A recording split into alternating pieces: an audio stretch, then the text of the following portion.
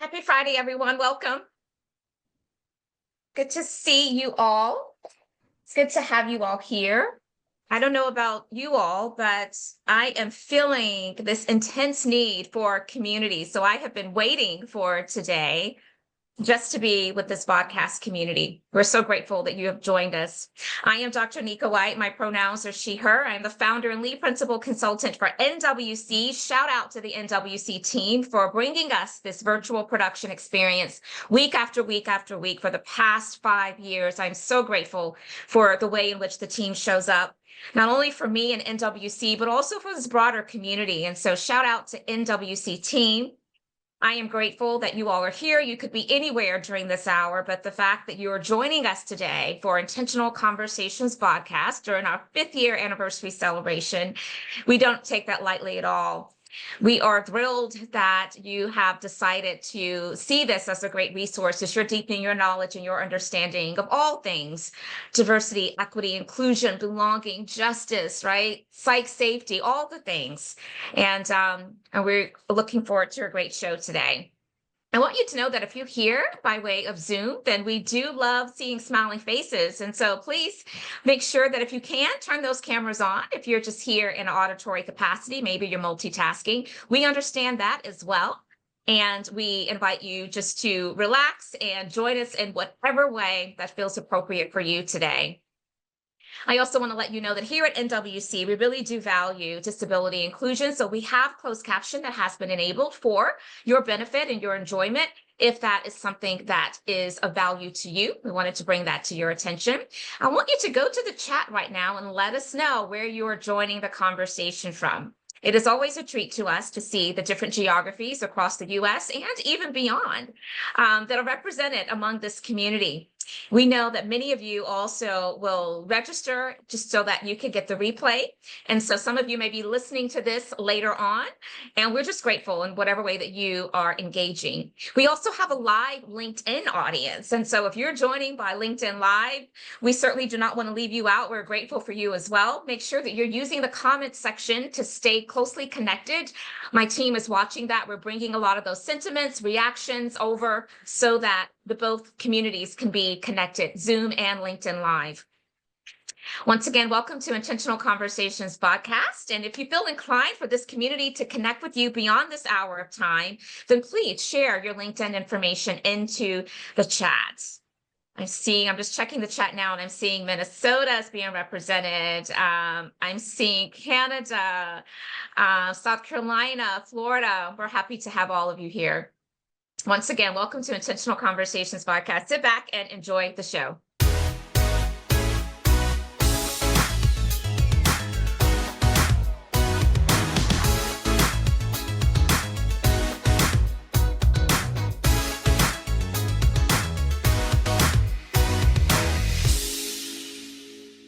Let the conversations begin, and that is precisely what we're about to do. You're tuned in to Intentional Conversations podcast. This is our 5th year anniversary, and we are super excited. And in fact, we're celebrating all year because we believe that this is a milestone to be celebrated, and we thank you for being a part of our community.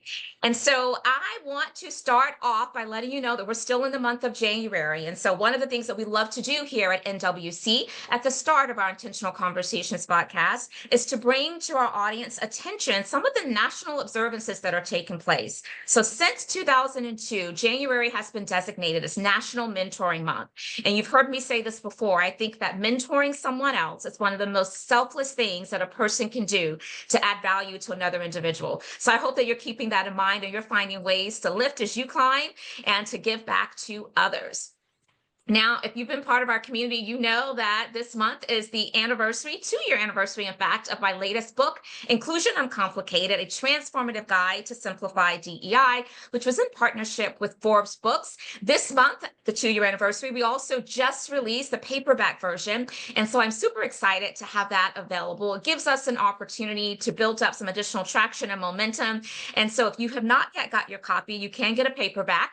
And I hope that you will see that as a great resource and that you will share it out with others. And those Amazon reviews, they do make a big difference. So thank you so much in advance for your support. One of the things I also want you to know is that we show up in many different ways to help people to learn, deepen their knowledge and understanding. And one of those ways is through our LinkedIn Learning courses in partnership, of course, with LinkedIn Learning. There are 4 courses that are available right now that have been facilitated by yours truly as the instructor. And I hope that you will take an opportunity to tap into those 4 courses and deepen your knowledge and understanding. And thank you in advance for sharing this out.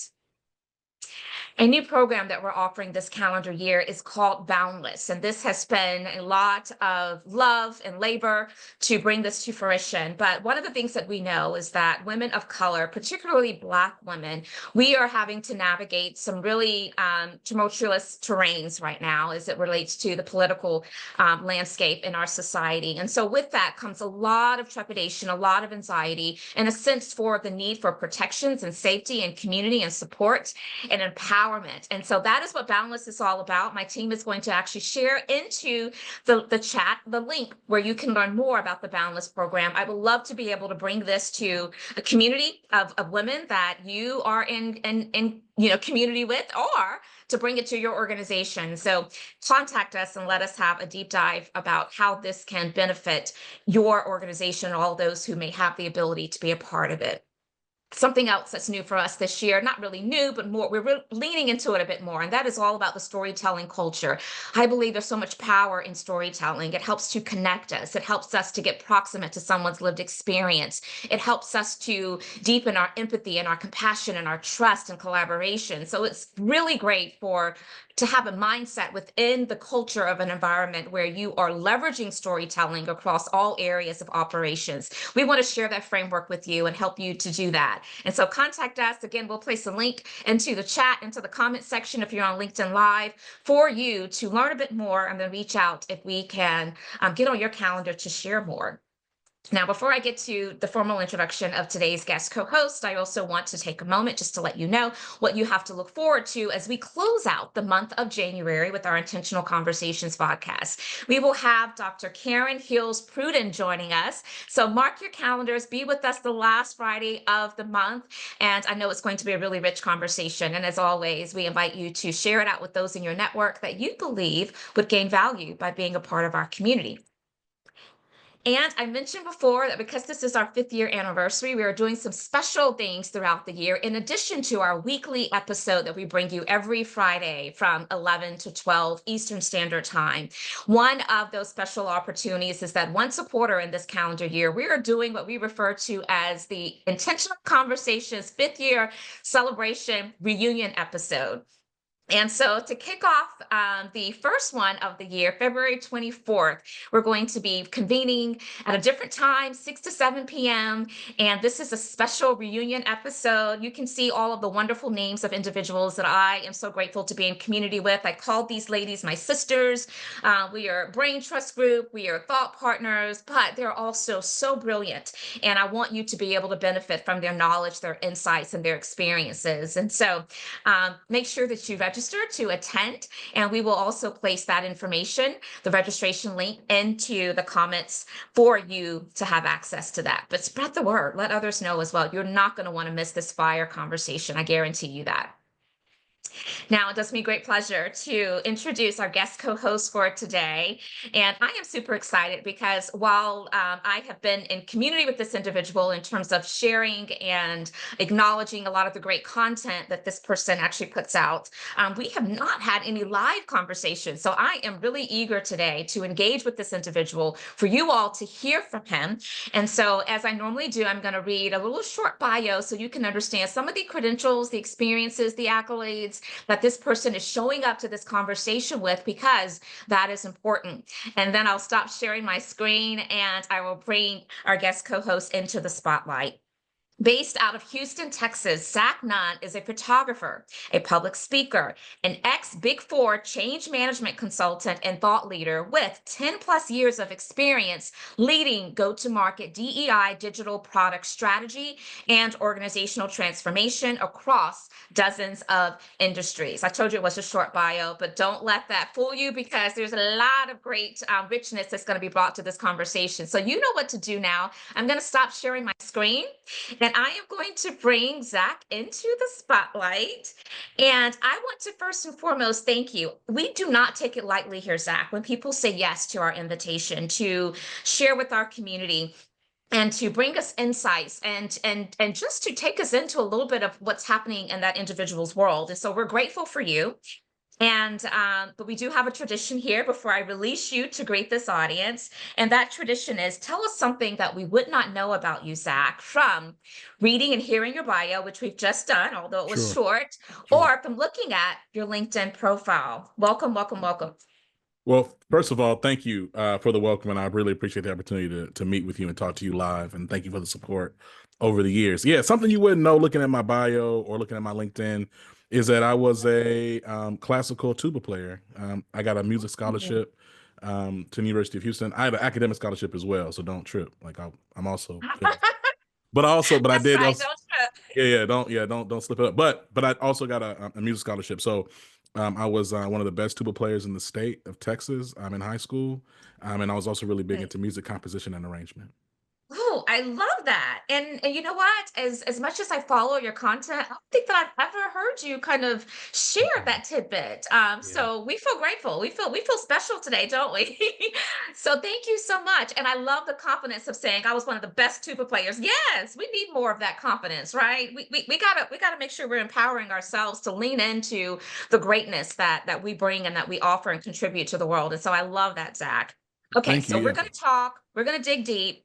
But it just feels incredibly prudent to take a moment to just hold space for what a lot of us are feeling, what a lot of us are navigating, and the numbness, maybe. There could be a multitude of adjectives that could come to the conversation to describe the myriad of ways people are sitting with what's occurring right before our eyes. And so I just want to take a moment to do that. And I want to ask, how are you doing? How are you navigating this week and this season?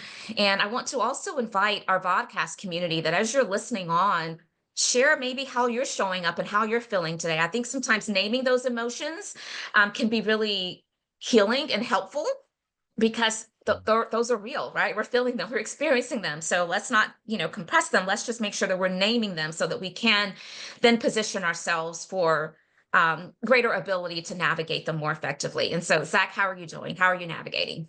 Yeah. Thank you for asking.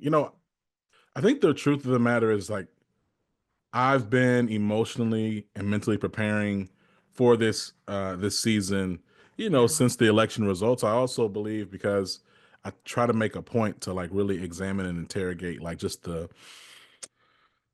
functions of the nation that within which we live, that like some things I'm like, okay, how much of this is America continuing its like imperialistic practice? How much of this is distraction? How much of this is something actually and truly different? And so as much as I can, I I try to figure out what boxes go where and then process from there. And there's a very human, emotional side of look, like I'm a father of two. My wife is Mm. pregnant with twins. And so, I'm like, okay, like we gotta, okay, what are what do we need to be mindful of in this season? And what does that look like to be thoughtful of how to be as present and engaged as possible to support my family? And then outside of my immediate household, and it's okay, what about my siblings and my in-laws and my parents and then my broader community? But Right. when I can kind of compartmentalize and kind of ask, okay, like again, what is America being America? What is distraction? And then what is fundamentally something different and shifting? That helps Yeah. me process a bit, as opposed to, because if I don't do that, let me speak for myself. If I don't do that, then I start feeling really overwhelmed. Like I'm like, okay, Yes. everything is falling apart. And it's like, okay, hold on, let's just be logical and practical. Um, Yeah. yeah, I think the last thing I'll say is just, I know we're going to get into this conversation is, I definitely am concerned though, right? I mean, my mom is an educator and Mm. she's a high school principal, and she's talking to me about how they're pulling in protocols to make sure that ICE, in terms of just what is ICE's involvement, to make sure they're not coming to classroom and snatching up kids or snatching them off of buses. I have friends who are talking to me about avoiding raids and things of that nature, and so there's real concerns and problems out there. And I think it would, you said something earlier at the top of this conversation. I think community is just so critical. I think it's really Yes. attractive and like seductive, the idea of just being really individualistic in this moment. But Yeah. we're not going to survive that way. Anyway, I'm not trying to preach. You asked me how I was doing. I'm going to land the plane. That's how I'm doing. That's how I'm processing. No, Zach, I appreciate all of that. And I think that sometimes when we give ourselves permission to, verbalize how we're feeling, what's coming up for us, for those that maybe are keeping those sentiments close to the chest because they just don't feel comfortable talking about them, maybe it can ease the process for them. Because I do think that in some regards, naming how we're feeling and how we're processing and acknowledging that, first of all, it makes us human. But then second of all, there's something powerful about being able to recognize something because then again, it positions us to do something about it. And even if we can't change the situation, maybe we can change the way we're thinking about it. Maybe we can find some soothing techniques that allows us to be able to make the burden a little bit lighter as we are, going through this process. It is incredibly heavy. And first of all, let me pause here for a second. And I agree. We have someone in our audience that says, congratulations. You kind of slipped that in there. And one of the things that we know is that we have been conditioned to know how to hold both joy and trauma. So even in the midst of you sharing that information, I lit up when I heard that. And I'm so glad that you shared that with our community. So yes, congratulations to you and your family. That's pretty exciting to have twins on the way. But I'm sure that that does add also to the weight of just the heaviness of what is happening, right? How are we going to navigate these next 4 years? Mhm. Um, Community is critical. I know that that's been part of my saving grace is just connecting with others that share my values and are in a similar place in terms of having to reimagine, pivot, and just sit with a little bit of discomfort around not knowing what's coming next. I think, for some of us, we're thinking that the recency of the transfer of power for the new administration has the noise to be really loud and maybe it's going to settle. I'm hoping that's going to be the case, but I don't know that. I mean, there very well could be this strategic trickle down effect to where, every week something new and different and intense is going to hit the media related to some changes that are being put in place. And so, um, one thing that I'll just say as I kind of end this portion of our conversation is protect your peace, everyone. Do what you can to make sure that you are prioritizing radical self-care, and we will get through this. We will. We have to maintain that hope because without hope, and if we feel defeated before we even start, then we won't have a chance. And so let's do what we can to rest up, but maintain that hope. Okay. So I want to move into talking about living corporate because I didn't mention this in your bio, but I think this community is probably very familiar with you. If you're not, make sure you're following Zach. He's amazing. But you are the founder and CEO of Living Corporate. So can you tell us more about that experience, the startup process? What was the inspiration? Give us a little bit of insight for those in this community that may not be as familiar with Living Corporate. Sure. So, living corporate came from really the desire for me to serve me. I'm gonna be transparent. Okay. So background and context on my family. On my mom's side, I'm the first man to start and graduate from a four-year university. My first cousin was the first man to graduate from college. He started at a junior college and he graduated from Jackson State. On my dad's side, I'm a second generation reader, meaning my dad and my uncle taught my grandfather how to read. And so, like, when I graduated from UH in 3 years, I did not have like this huge organic network of people showing me how to enter and operate in corporate America. Right. And also, I'm like 6'2", like 290, coming out of college. So like I'm a large man, you know what I'm saying? And so I did not,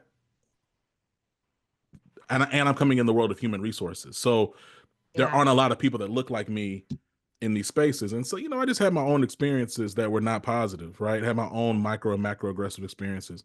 And so I Yeah. said, man, like, what does it look like to create space and content that is not so like white, centric. Like we could just have a Right. conversation that's frank and honest about navigating the world of work as a Black person. Right. That's where Living Corporate came from. And so we Mm, started as a podcast back in 2018, and we're talking to executives, activists, entrepreneurs, influencers, authors, educators, elected officials. We're talking to all these different people about navigating work. And at first, it was very exclusive right. to the Black experience. Then we kept on growing, and it was like, you know what? We should really expand this to just all marginalized identities, period. Right. And so, Living Corporate for the first few years, we're really just a podcast and we're talking to all types of folks. And if you go to the website, I know shout out to Amara. I see she keeps on dropping the link in there. You'll see like we talked to like Roy Wood Jr. and Nicole Hannah Jones and Yeah. all these different people. And we continue Yeah. to do so, right? You've had some heavy hitters for sure. Yes. Um, and so it's been great. And then as time went on, I said, dang, like we have this huge library Yeah. of like thought leadership, right? Yeah. All content that Living Corporate owns. What does it look like to operationalize all of that insight, all of that learning?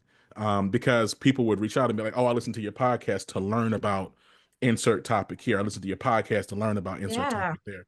And so this was before generative AI has taken on what it's taken on. We built our own AI engine to transform our podcast library into a learning platform. And so we Mm, and so so Living Corporate goes from doing like just communications and marketing with large brands like Pfizer and Amazon and things of that nature to really also having like a learning subscription tool where organizations can sign in almost like very similar to Spotify, make their own playlists of different conversations and topics and then share those playlists with their enterprise. And then parallel to all of that, while I'm doing Living Corporate, I also am still working like 9 to 5 at PricewaterhouseCoopers and SurveyMonkey and different brands. And I end up finally taking all of the things I'm learning from my 9 to 5 experience and I build and layer in data analytics and data transformation. So Living Corporate starts as a podcast, and like now we're an experiences management company focused on fairness, and we drive and deliver brand storytelling, e-learning mm, experiences, and data transformation. And so we're sitting in this place now. We do not consider ourselves a DEI company. Um, yeah. we consider ourselves a brand focused on driving healthy and fair experiences for Yeah. employees and customers. Yeah, yeah. Now, so Zach, this is amazing. I love how you have manifested all of these different tenets that are so useful to individuals, to organizations, and to this entity that you refer to as Living Corporate. I love it. I am curious about when you just mentioned that you're not a DEI firm. Was that a result of maybe shifting when we start seeing the devaluing of the work? Did you kind of get ahead of it, or is that where you were at inception? It's a great question. So here's my challenge, like my issue is that so often black and brown people, marginalized people come together Mm-hmm. and like have very good intentions to like make the world better. Yeah. Okay. And then like these like sometimes well-meaning, sometimes not, like neoliberal class comes in and sprinkles and creates a bunch of new language and stuff to like cloud and muddy up the issue. So like Yeah. I don't actually have an issue with the concept of DEI. I like in terms of hey brand they are actually three very distinct concepts that should work together. But again, for the sake of this discussion, I don't have an issue with it. I just think that sometimes when you like lean into certain language, it just that you did not necessarily create, adopt, or agree to, then you end up absorbing or being accountable to like all these consequences of things that you didn't sign up for. And so Yeah. I don't and because of that, like this was probably like 2.5 years ago. I just said, we're gonna be focused like let's break this down simply. Like let's get away from the jargon that again I did not create Yeah. for Sure. right. And so like let's just figure out what it actually is. And for me, it's about experience because everybody, read Hmm. everybody, Yeah. deserves a fair Right. and respectful experience. And so I wanted to keep it like simple on that. And it gives us flexibility when we're having conversations with brands because some of our like we have clients that are not actually interested, Dr. White, in necessarily like quote unquote racial equity at work. They might be Yeah, interested sure. in understanding their business. Yeah. And in understanding their business, they Yeah. understand, hey, you have these various stakeholder groups and they're having different experiences. And for the sake of your business, everyone needs to have the same fair experience. Now, how that what fairness looks like relative to various groups may be different, but hey, Yeah. here's what this means. Here's the ROI of you being fair. Here's the ROI Mhm. of you treating people right. Here's the ROI of you like not pushing this group of people out the door. And here's the Yeah. risk. Here's the risk that's associated if you don't change your behaviors. So it's much more objective and operational. I think like DEI Mhm. so often it's so it can fall in being very emotionally driven. Again, that's not to say there everybody's not Dr. White, right? Everybody's not out here like really doing tangible, operational, objective, measurable work. And I think we're in this era where organizations and brands are going to be more and more critical, not just of DEI, but any people focused function. And so, since that's the case, the work itself needs to be as objective as possible. And that's where Living Corporate aims to exist. Yeah. No, I appreciate you taking the time to unpack that from your perspective. And so much of it resonates. I think that when I consider the people that I am in close community with that are also practitioners in this space, and I'm saying this space, the broad space of all the things that could be, adjacent or directly related to DEI and all the other alphabets that you can attach to that. I think that at the end of the day, what separates those practitioners is the thinking, which is very much what you just described, the thinking of, this is not just I mean, Thank certainly the you. humanity aspect is critical. We want to make sure that we are centering humanity, but there's also, when we are talking with organizations, there are tangible outputs that they are listening for that helps to drive and motivate them to sustain, the ultimate value of this work. And so, as you were talking before, yeah, the experience is important because they want to understand how are we able to engage the best talent? How are we able to ensure that there's great level of collaboration because that then generates that level of innovation. I mean, all of those things is equally important. And quite honestly, I think that sometimes we have to be strategic about how in which we talk about it based upon who is immediately in front of us. The Mm. drivers and the motivators are not going to be the same. And I think that's okay. I think that is okay because ultimately we just want to make sure that we are creating environments where everyone can feel like they have full opportunity for success. So if we call that fair, respectable, if we call that, whatever, however, which we label it, there is still this fundamental underlying commonality of everybody needs to have full opportunity for success. And Come so on. I appreciate all that you brought to that discussion. So I want to talk about some of the strategies that you have implemented to really foster kind of inclusive environment within your professional sphere. And then maybe this is with the work that you do, because again, you mentioned that you do all of this living corporate, all the tentacles that falls under that, in addition to your 9 to 5, which is amazing, by the way, because those 9 to 5, brands that you work for are significant brands. And so tell us what your go-to strategies are for implementing this work. Oh, absolutely. And to be clear, I don't have a 9 to 5 anymore. I'm just doing Living Corporate full time. I made that jump Oh, okay. last summer. So it's been Got it. So last summer you made that complete jump. Good for hmm you. yeah, it Good was for actually you. yeah, this was actually summer. Was it last summer or the summer before last? I just can't remember. But anyway, been it might have been the summer. It had to be the summer before last. Yeah, it was Summer before 2023. last. Good for you. Because Yeah. my next question was going to be, how'd you manage this? Okay, good for you. Good for you. Yeah, I yeah. love it. How I managed like before though, I mean that's probably a whole podcast for another day, Dr. White. Cause boy, I like when I look back, I was like, yo, how did I do all this work? But no, Yeah. so to the question of just what does it look like? I mean, I try to lead with respect and transparency in all things, right? So, like when we have clients and we're working with them and talking to them about whatever we're doing, whether it's a campaign to help Yeah. to attract talent or to build employee engagement, whether it's an e-learning subscription where we're helping work with them on how to celebrate various cultural awareness months, or Hmm. whether it's some type of data transformation work, we want to lead with ways of working and, and what our boundaries are and what it looks like for us to support Yeah. one another, right? And Right. so it's so interesting because I don't know, Dr. White, it feels like some of the things that we kind of like that we're calling inclusion and these other terms, a lot of it comes down to like respect and professionalism. Professionalism is a loaded term, so I don't mean It code is. switching Yeah. and wearing Yep. collared shirts and whatever. I Yeah. mean just genuine thoughtfulness and intention in like how you're working, right? So a Yeah. project plan, a roadmap, like Mm-hmm.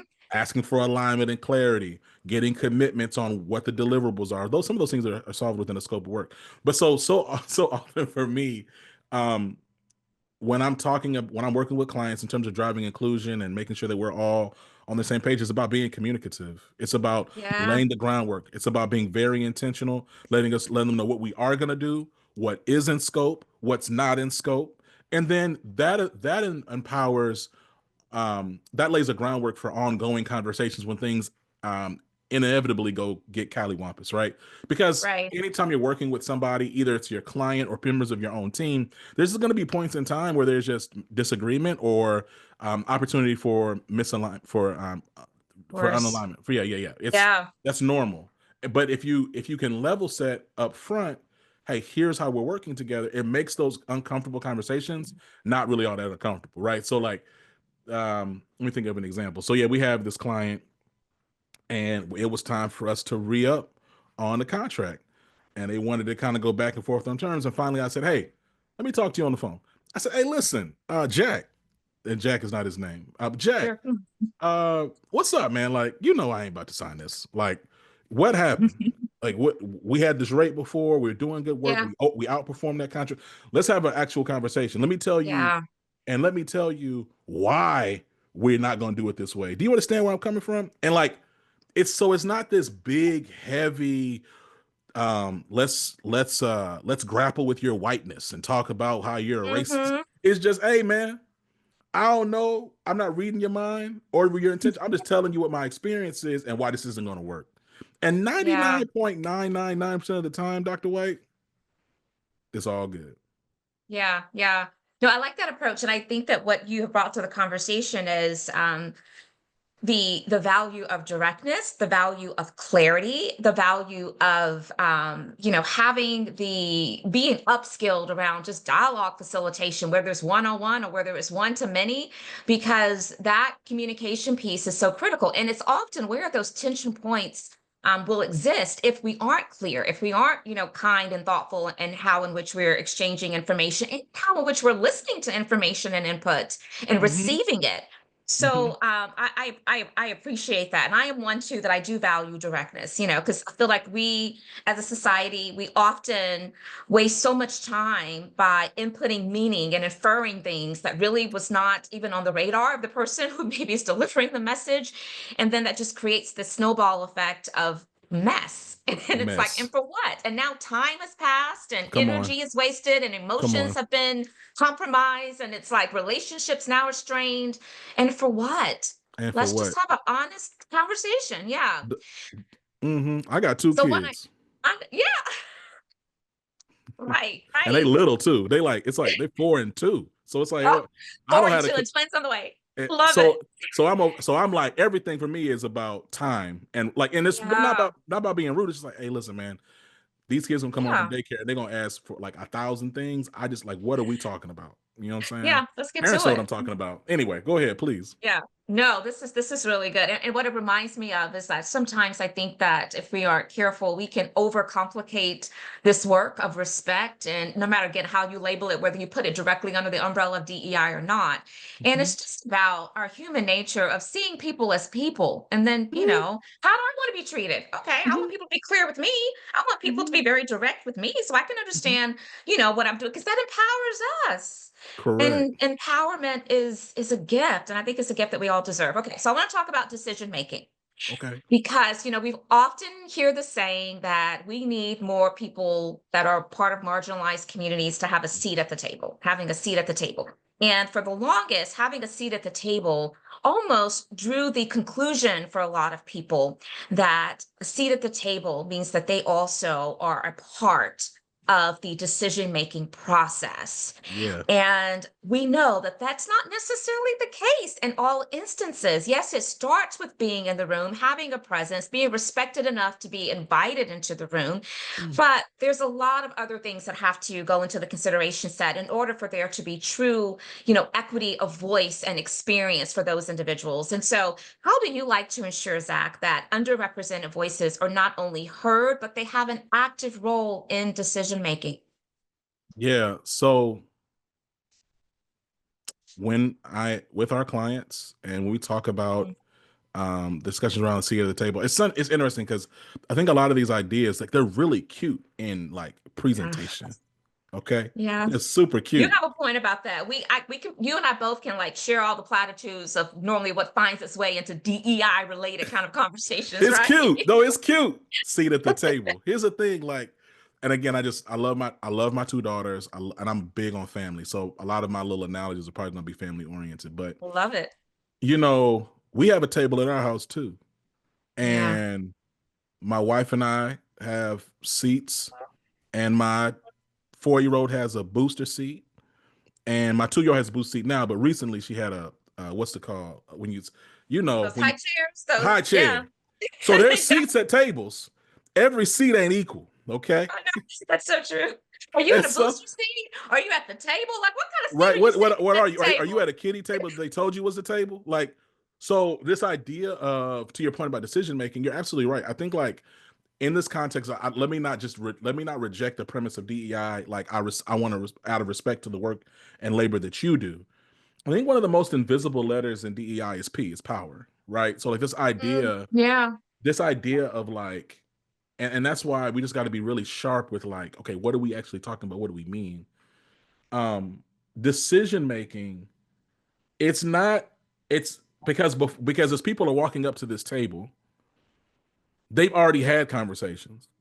The table is really more like a perfunctory action or task or theater that we all came together to do something. But the truth is, It's the formality. It's the formality of the it's the process. formality of the process. The truth is, at a Yeah. table of five, there was two people that already had a conversation. They then looped in the third, and then the two other people are there, and they're hearing it for the first time.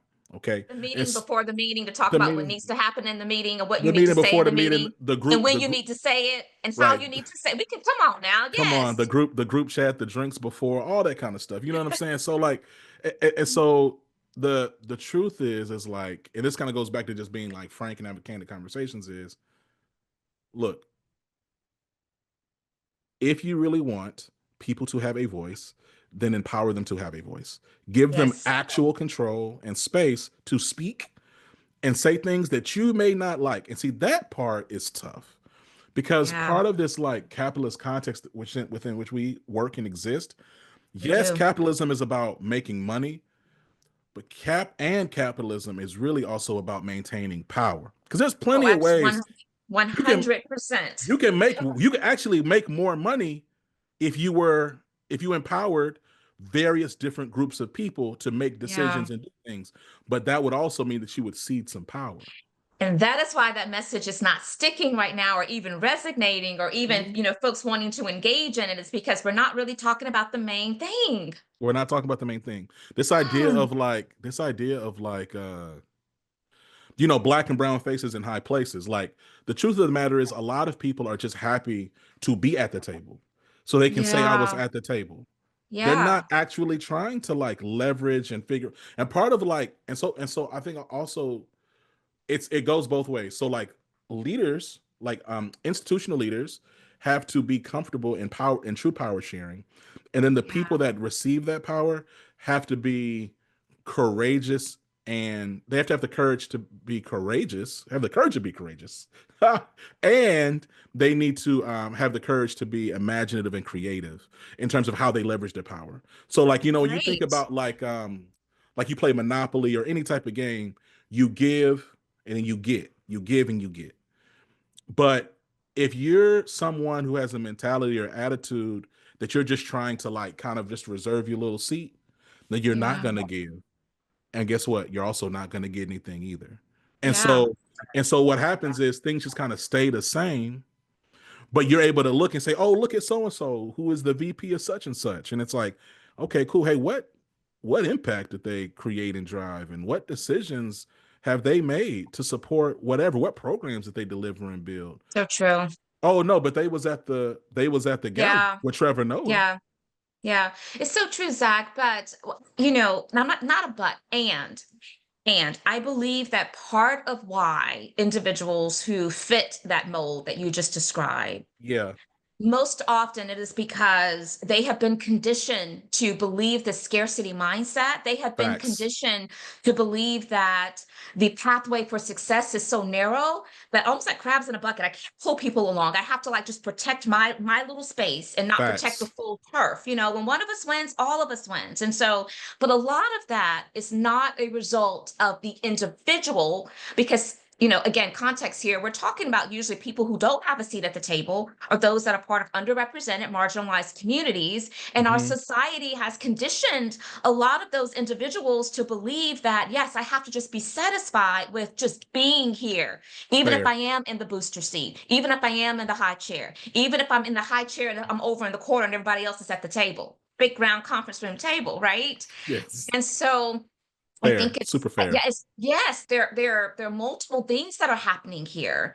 And I think we have to name that. I think it's interesting, Zach, that you just mentioned that what's missing from the DEI is the P, and then you said power. And I want to go back to that because for me, I think that the power piece is where the E comes in and where we have to do a better job of really talking about the E, what it is, what it's not. There's a lot of misinformation out there, right? Mhm. And because I do believe that in order for us to make make a decision that we want to create equitable environments for all, we have to be willing to recognize the sources of power and privilege that we have, to use it honorably, and to realize that part of giving full opportunity for success to others to align with the equity lens and mindset that we may Mhm. have to share that power. We can't perceive that that means I'm going to have to lose something now. Again, that zero sum game. And so I just wanted to go back to that because I do think it's important for us to realize that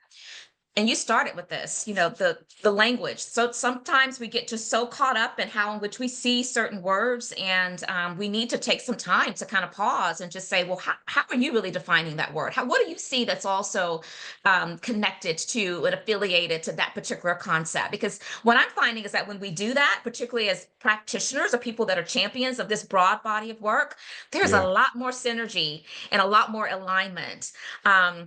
Than maybe we realize. And so I just wanted to share that. No, agreed. Yeah. Okay. So we're getting to the point to where we are going to be running out of time in about Oh, 15 or so minutes. I know. So okay. I always like to give the audience an opportunity to chime in with any questions or curiosities. So if you're holding something in mind and you want to be a part of today's discussion with my guest co-host, if you're part of Zoom, then use the raise hand feature that lets me know that I can call on you. And if your camera is on, I will invite you, or I will add you to the spotlight, and then I will invite you to unmute yourself. Otherwise, you can place your questions into the chat. We'll take them in the allotted time that we have. And if you're on LinkedIn Live, that's how you're joining us today. Not to worry, we did not forget about you. Go to the comment section. We're watching that closely. We'll bring that over to the discussion here. And so while you're percolating on that, I am going to go to the next question just to give us time for you to be able to think about what you may want to contribute to today's conversations. So you've partnered, Zach, with so many large organizations. I mean, ESPN, Pfizer, Google. I want to understand what challenges have you faced in promoting, I don't want to say DEI, but this work of fairness and respectability, right? Especially in settings that may not always embrace those values. And how Yeah. how did you overcome them? And this is even more relevant for the state that we're in right now. Yeah, 100%. And so it's interesting, like, different brands have the different relationships. So some of it is like a PR team might reach out to me and say, like, so example, like they might reach out to me and say, hey, we just want to, can we bring our executive on Living Corporate on your podcast? So Yeah, that's one type of partnership, right? So that, like, and in the past, like Discover reached out, but we've had a lot of those brands you just mentioned. I might also reach out and say, hey, I'd like to talk to Howard Bryant, who works at right. ESPN, blah, blah, Yeah, blah. And so yeah. And so like in those contexts, when it comes to like the brand marketing and amplification stuff, it's really working with their it's really working with their PR team and their brand Yep. team. The PR Marcom team. Yep. And so for those contexts, I just really like going back to this whole part of just respect and like clarity and directness is I just like I want to be very clear with like, hey, here's what this is. Hey, I'm about to sit down and talk to your who did you say? Your head of DEI? Okay, cool. We're gonna have a conversation like somebody having drinks after work. Okay. Yeah. We might Yeah. cuss a little bit. We're gonna make jokes. I'm probably gonna say something that your HR person not gonna like. If you're not cool with that, cool, it sounds like you might need to talk to like another brand, right? But like for Yes. us, Yes. we're not trying to have like a sanitized HRIs Right. conversation. Right. And we're not, and to your point, your note, your word of respectability, we're not really going to be super respectable either. It's going to be me talking like I talk from where I'm from, and that's it. And I encourage your guest to do the same. To do the Um, same. and so that's how we navigate from like a brand piece on the data transformation piece. It's really about letting them know, hey, listen, you're going to give us your HR data, your customer experience data, your go-to-market data, and we're going to give you analysis, and we're going to give you data visualization against that data, against whatever you provide to us, and we are a mirror reflecting what your business is. So don't get upset. We're not here to tear you down. And not only are we going to give you this visualization and this analysis and give you some longitudinal analysis to let you know where you're going if you don't make any adjustments, we're also going to give you some consultative recommendations against that analysis and help you Exactly. along the way, right? And so it's just about, for going back to your question, like it's about just being very clear with like what we're doing and how we're going to do it. And then they might have space and say, okay, well, and I love it because they then can say they can have the opportunity to opt out, Yeah. and there's no surprise. We had one somebody who was the head of DEI at this global consulting firm, Hmm. and the woman, the guest who she spoke, and she said, we have a ways to go, which is a very common phrase in Yeah. all these podcast conversations. Like Yeah. everybody says that. It's not a big deal. Well, the CEO found out and was like, take the podcast down because she said we had a ways to go. Oh, yeah. And Yeah. I said, no, I'm not gonna do that. Right? Like it's over. What's up? Okay. Now we came back and I said, now I went back and I said, listen, I told the person, because the person who I interviewed was a black woman. I said, listen, part of my personal mandate is I'm not gonna make no black woman life harder. So, Yeah. if you're telling me I have to, I will, but I'm telling you, this is a good interview. It's good for the brand. And they came back and said, actually, let's keep it up. Right. So, Yeah. but it's about just being really upfront and clear with like what it is we're trying to do and what our value proposition is. Yeah. I'm not seeing any hands up, so I want to kind of lean into this a bit because this is common ground for myself as well. We have had individuals that are head of DEI in their respective organizations to come on to the show. And what has happened, a couple different scenarios, but what has happened in one particular instance is that the individual did not seek permission, just kind of accepted, right? Yeah, that And showed up happens. as a representative and spoke about the company, and then afterwards got reprimanded, but it wasn't to the point where take it down. But Yeah. I bring this to the conversation because that is real. That is real when Super we think real. about, and maybe this audience does not even consider some of the background things that we have to navigate, even when you're bringing guest co-host on. But yeah, that's happened plenty of times. And it's you don't necessarily want to limit your guests co-hosts in terms of not showing up authentically, but there is that gray line to where are you here speaking on behalf of XYZ person or the organization in which you are a part of. So the clarity around that is really really critical. I've even had people that have been scheduled, and because of maybe some of the riffraff that's happening around this body of work within their organizations, they have been advised by legal or even maybe their PR Marcom folks, yeah, you're gonna have to decline that. And then Oh to your yeah. point, Zach, we get lots of requests for, hey, so and so would love to be on your show, you know. So it's so interesting. So again, it goes back to what you said, just that clarity, managing the expectations, and just knowing up front exactly what is expected of all parties that are going to be engaging in such activity. So yeah. 100%. I mean, it's happened to me, right? Like Yeah, I have been on, like I remember, like there have been some brands we were gonna record, and then like something happened in the headline. They were like, "Hey, actually, we can't record anymore." I was like, "Okay." yeah, yeah, exactly, exactly. Yeah, been there, did that. Okay, so I'm still watching. We still have some time. If you have some questions or curiosities, make sure you're placing them into the chat. But I'm going to keep going because I do have more questions for Zach. So, what are some common misconceptions that about your work that you Hmm. have encountered, and how do you address those? Yeah, I think the largest misconception is that like I only focus on black people, right? Okay. And I think that's like part of a that's like a micro macro aggression of just being a black business owner in like a Yeah. people oriented space. So if I say, hey, you know, really focus on marginalized communities and people, and we have this e-learning platform of over like 1,000 modules, they say, okay, well, does any of that content is all that content like just black American, or is there anything in there for like queer people or disabled people? And I'm like, I often say, yes, our content spans a wide array of topics. Yeah.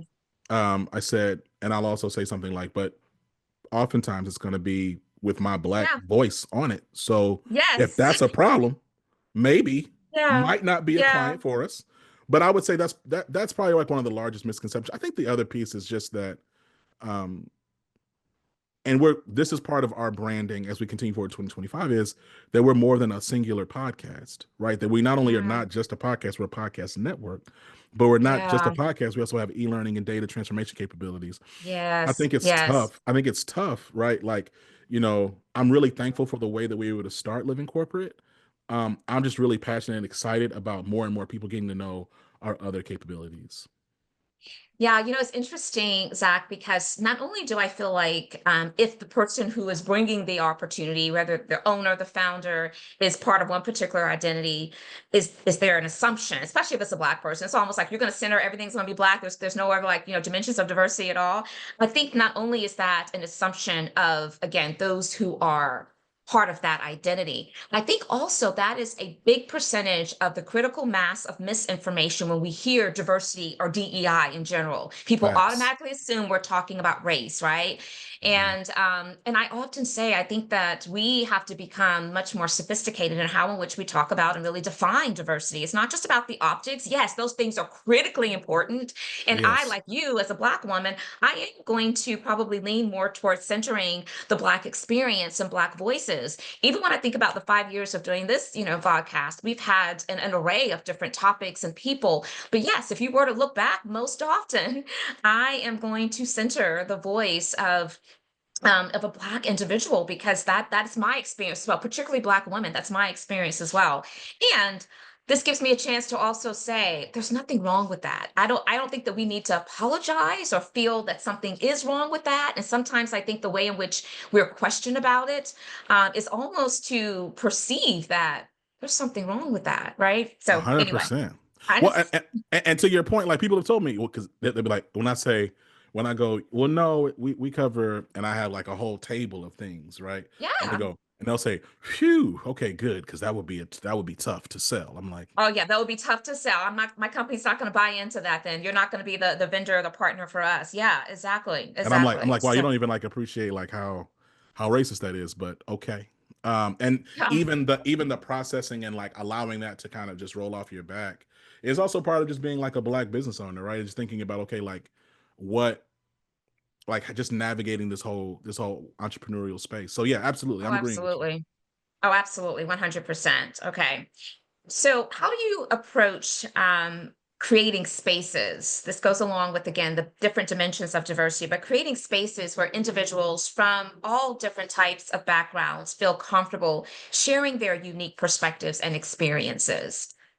Yeah, I think it's about just being as curious as possible. Yes. Curiosity. Right. I think like so often it's like, and this just goes into like, so I'm not a psychologist, not a psychiatrist. Just I do think that we always want to be like the star and the hero in our stories, and the star Yeah. and the hero is like, hey yo, like I know this, let me demonstrate my intelligence or awareness or whatever on whatever the topic is, even if that topic happens to be your story or your culture. And it's like so often like it's okay to take the background and just ask some questions and let them educate and share and shine, and Yeah. then interrogate how it is that you can be a point of support for that person. Like, Yeah. having an attitude of service and an attitude of support is just way more, it's easy to build an environment of inclusion and support and excitement because people feel like they are being centered, that they are being considered. And it doesn't take some huge, like, overture, grand gesture. It's just about being quiet and asking more questions and listening more than you're speaking.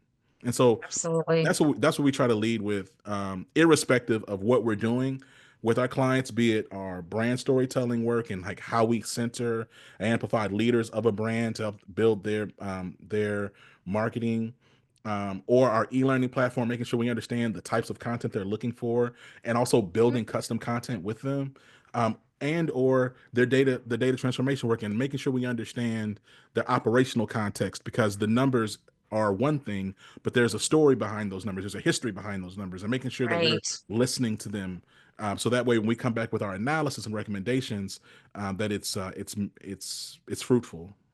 Yeah, I'm hearing so much synergy and the way that you like to approach this work, as well as how I like to approach this work. I mean, you've talked a lot about data, evidence-based data to inform, path forward plans is paramount.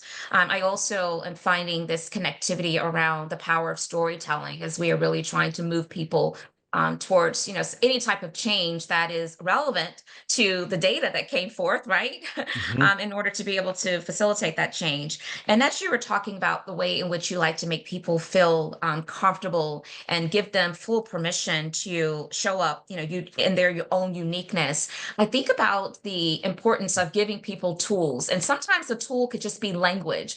So, like for example, sometimes the way that I like to facilitate that is, maybe use language like, that hasn't been my experience, which means that while everyone is talking, especially if you're in this group of people where there's a lot of sea of sameness and maybe you're the only lonely, to be able to say that hasn't been my experience does not discount someone else's experience, Mhm. right? But it also brings to the conversation that are we being maybe just a little one-sided, singular minded as we're thinking about this topic, when we need to certainly broaden our horizon and our thinking to include other experiences. So I love that you gave us a chance to kind of amplify that as well. So we are going to quickly run out of time, but I have one quick question that I certainly want to make sure that I give you the opportunity to close this out in whatever way that feels appropriate for you. Mm. But since data is such a big part of your offerings at Living Corporate, and you've referenced Mhm. it several times today, I want to Mm. give this community an understanding, a deeper understanding of how you use data to transform the organizations that you work with. Well, thank you for that. Yes, absolutely. So, coming from PricewaterhouseCoopers, and before that, I was with Accenture and Capgemini in change management. So often Yes. when like change managers come into a program, like come into an organization as consultants, they're tasked with like making sure that this new technology is adopted well, or they're tasked with something to help make sure the organization moves forward or adopts some type of new behavior or tech or both.